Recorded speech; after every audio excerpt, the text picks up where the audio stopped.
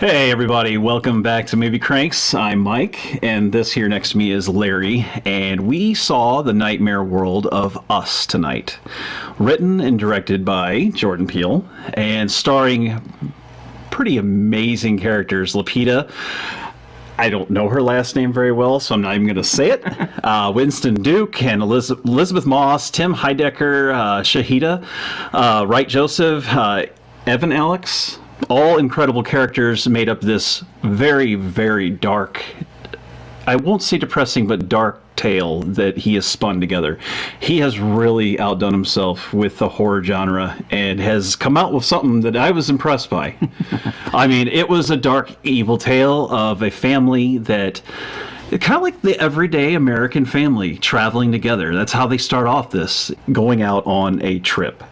And there's some sort of family elements that you kind of get a feeling that something's not right.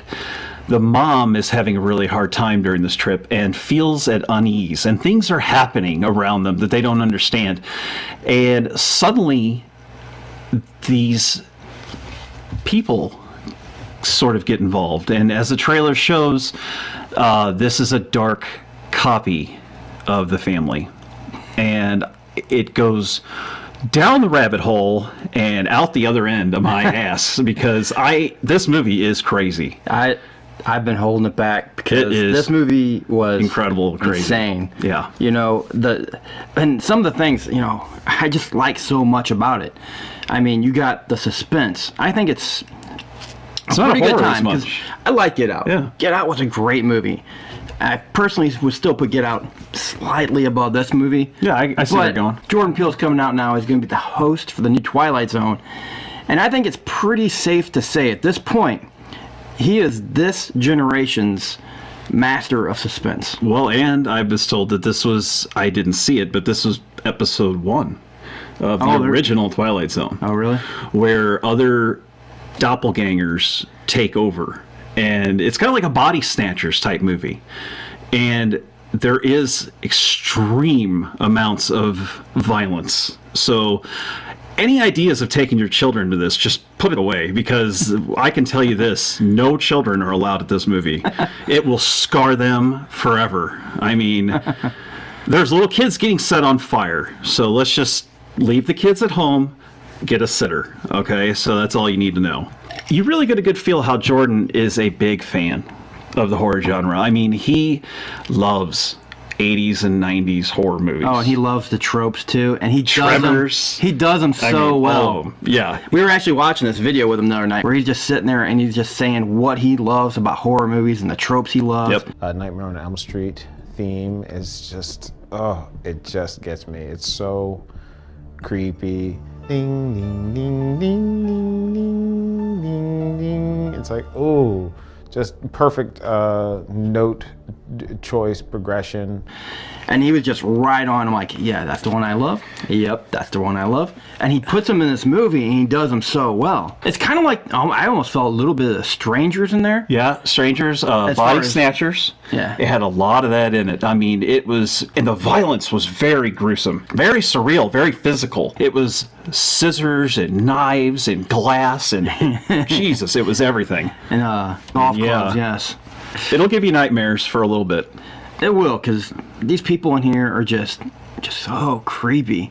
Like, when you first see the Lupita's, like, doppelganger. Yeah. I'm just like, ugh. She was disturbing. They played excellent side characters. She just kind of has that, okay, I'm not a big fan. I brought it up multiple times. The ventriloquist. And then when you see her, her face is just, like, frozen. She looks like she's made out of plastic or something.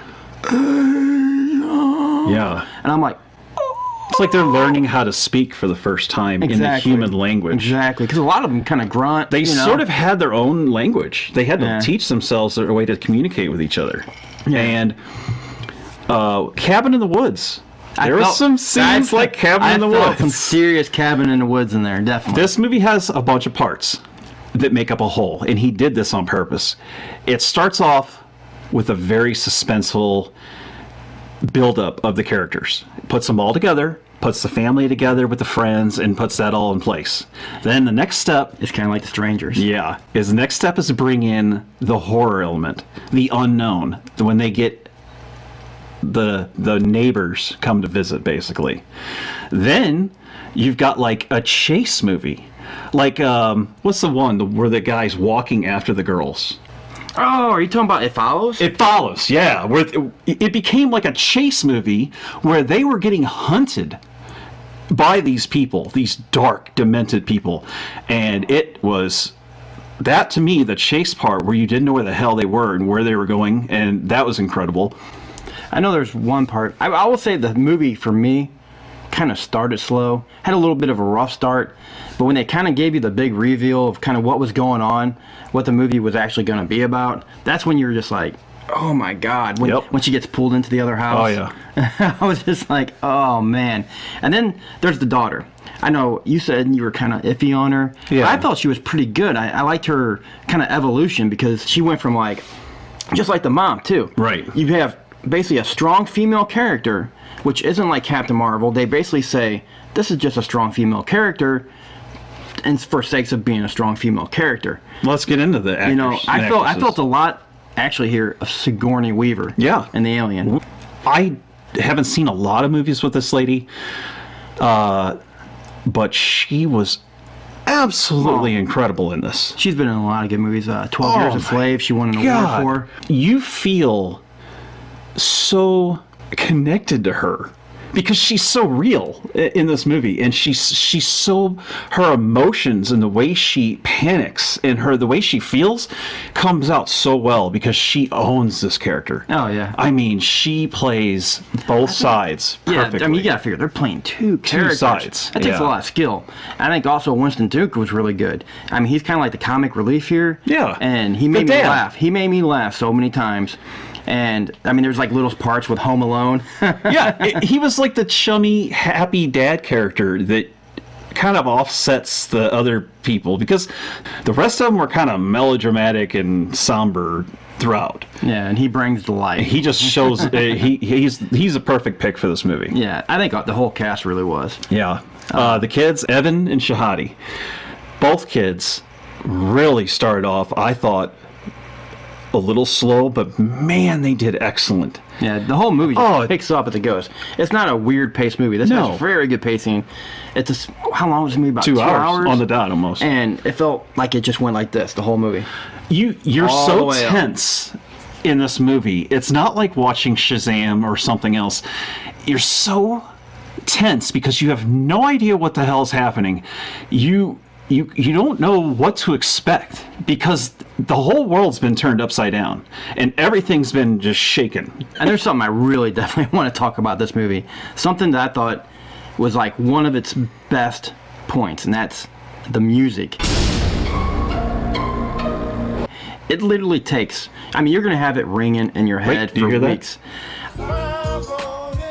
Yeah, I'll hear that forever. You're going to hear that for a while in your head. Yeah. I mean, they literally take I Got Five on it and make it a horror, like a horror song. Everything they did was, I mean, they make it suspenseful. They made I Got Five on it suspenseful. Yeah. They took a lot of old R&B and rap and rechanged it into this. And he's so good at putting these things together. It's like he knows what's going to scare you deep down. He's going to take things that you see on a day-to-day basis and turn them upside down on you. And that's what he does the best, like Get Out. And all these things, like the little tropes that you've come to know so well that your brain just goes for it immediately. He just flips it on you and then comes at you at full force, and that's what's scary. Yeah. It's the unknown. Now, I will say, because you say scary, I wasn't really horrified during this movie. He's right. It's very suspenseful. It's a thriller. There is horror aspects, but you're not like... there's no jump scares in this movie at all. It's a level of suspense. The thrill level and the suspense level at sometimes is so high. The best... I was thinking about how to explain it to someone that hasn't seen it or won't see it. It's like watching one of those scenes where someone's drowning.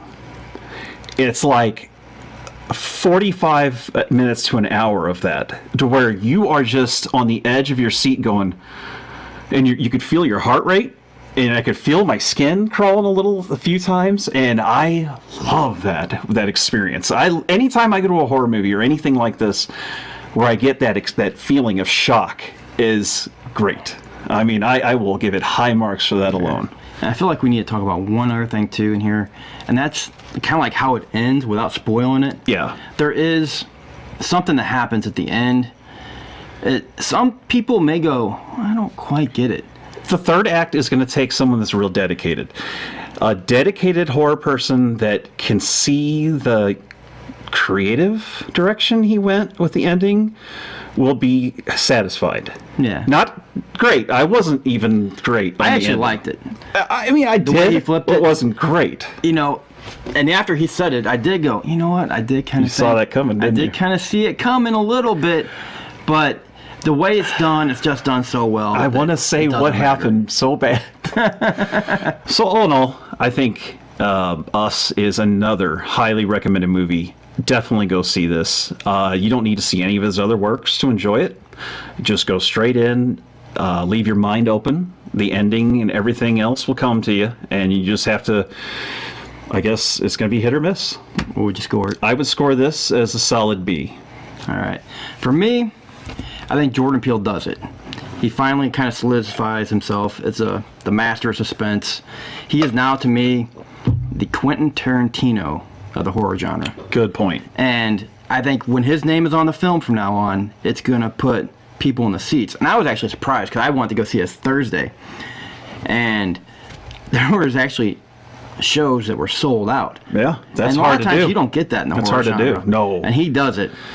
He's Not putting people in the R-rated. seats to see good movies, and this was another one. I'm going to go ahead and give it an A-. So everybody, thank you once again for joining us. Please make sure to like, love, share, and And don't forget to check out our Shazam review. Yeah. It should be coming out either before this or after this. So we go saw ahead that and early. take a peek of that. We got to see it 2 weeks early through Fandango. So check it out, and don't forget, like you said, subscribe. We need 1,000. Yep, So we're heading that way. until Peace. next time. See ya.